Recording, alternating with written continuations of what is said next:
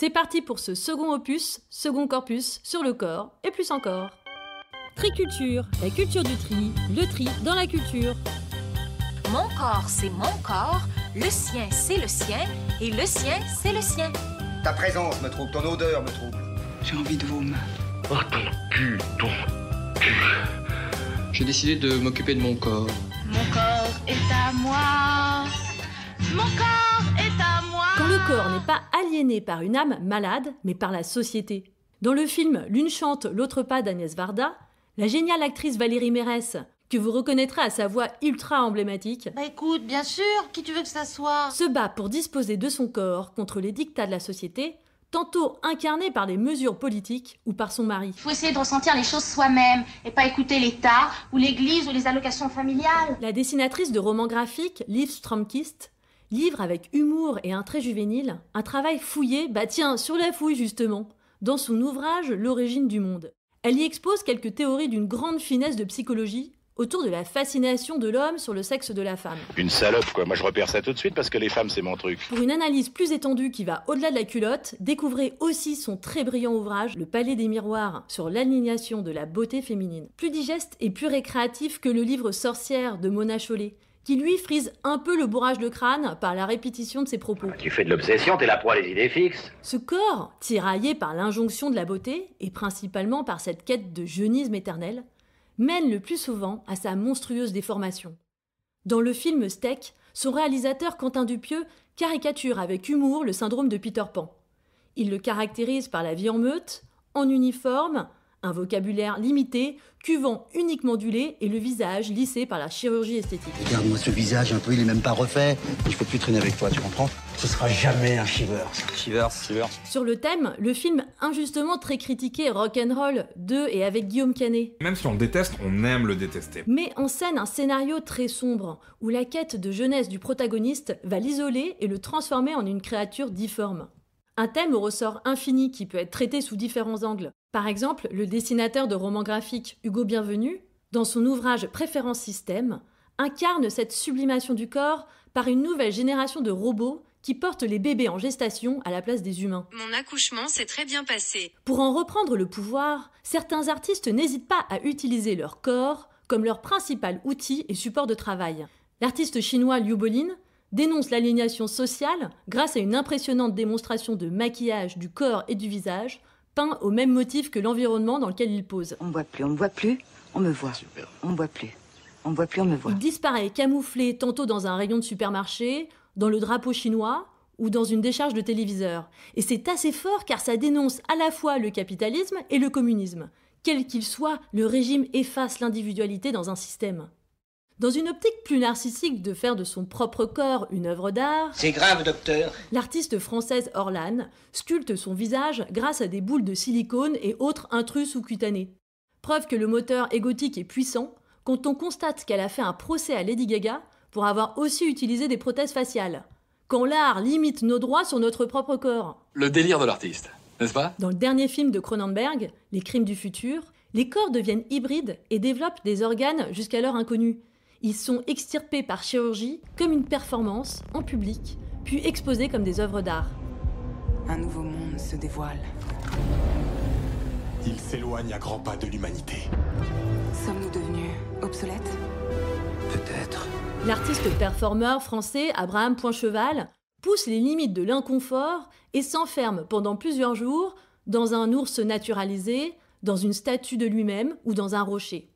Comme un retour à l'état gestatif, l'artiste immobilise son corps pour mieux faire voyager son esprit. Le plus compliqué, je dirais, c'est d'arriver à peu près à se maintenir dans cet état, c'est-à-dire à la fois de ne pas partir trop loin, enfin, d'avoir toujours un pied, entre guillemets, sous pierre et un pied dans cette espèce de monde halluciné. Ouais. En parlant de gestation, l'artiste suisse Milo Moiré éjecte des œufs de peinture par le vagin, sur la toile, du haut d'une échelle, comme si elle donnait littéralement naissance à son œuvre.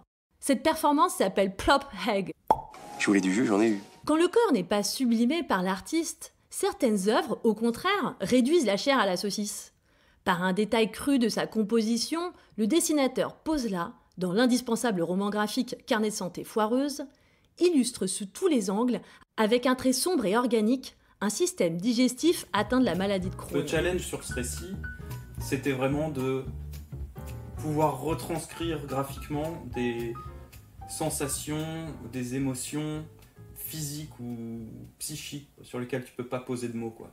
Dans un style très littéraire, vous pouvez aussi découvrir le sublime roman Ravel de Jean Echenoz, qui fait la description triviale de l'ouverture du crâne de l'artiste pour essayer d'expliquer sa sénilité précoce. Je résiste pas à l'envie de vous lire un extrait. Simplement, je vais vous demander de parler plus distinctement, sinon je n'entends pas. Ne découvrant aucune tumeur, on ponctionne la corne ventriculaire pour faire sortir un peu de liquide. Celui-ci n'apparaissant que si l'on presse la zone considérée. On y injecte un peu d'eau plusieurs fois dans l'espoir d'une dilatation. Le cerveau se gonfle, mais se dégonfle aussitôt. L'atrophie cérébrale paraît irréversible. Bref, on n'est pas très avancé. On renonce, on referme l'orifice d'injection, puis laissant la dure mer ouverte, on remet en place le volet que l'on suture au fil brun. Fin de citation. En référence visuelle, la photographe anglaise Chloé Rosser immortalise des corps contorsionnés, tant et si bien qu'on y voit tantôt seulement le tronc, les jambes ou les bras. Il est où le cucu, elle est où la tétette? Sans retouche Photoshop, l'image de ces corps met mal à l'aise et dérange. Ils apparaissent dans leur beauté comme des statues grecques et dans leur atrocité comme de vulgaires morceaux de viande sortis de l'abattoir. Moi, ce que je voudrais manger maintenant, c'est du rognon d'homme. Il est un principe en art plastique, quand vous voulez faire mouche, reproduisez votre modèle en très grand ou en très petit. Le célèbre sculpteur australien Ron Mueck crée des congénères humains hyper réalistes démesurément grands, mettant à la loupe des regards désœuvrés ou l'animalité d'un nouveau-né. Si le sujet vous intéresse, vous trouverez plein d'autres références dans l'épisode 14, sur l'exposition hyper-réalisme au musée Mayol. C'est une publicité. Dans la série en roman graphique Les Ogres-Dieux, tel un conte, le pouvoir est incarné par une nouvelle espèce humaine de géants, illustrant avec efficacité l'allégorie d'un système qui écrase. La police est chez elle partout et à n'importe quelle heure. Dernière partie de ce second opus, le corps christique, où le sacrifice de l'un guérit la souffrance de l'autre. Le documentaire The Artist is Present de Marina Abramovic en est une très jolie démonstration. Artiste performeuse serbe, elle est restée 8 jours au musée d'art moderne de New York, assise sans interruption avec pour tabouret une latrine cachée. Le public faisait la queue plusieurs heures, dont Kanye West, Moi, je vais y aller, hein. James Franco, Non, je reste ici. pour obtenir un face-à-face de quelques minutes, yeux dans les yeux, en silence avec l'artiste.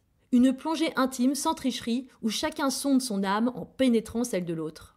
En moins interactif, le film de Darren Aronofsky, The Wrestler, qui raconte un Mickey Rourke en catcheur touchant et vieillissant, qui va sacrifier son corps sur le ring pour donner au public le divertissement qu'il demande. Messieurs, il n'est de bonne société qui ne se quitte. Quoi qu'on en fasse, l'expérience de la matérialité sur Terre ne peut se faire que par le corps.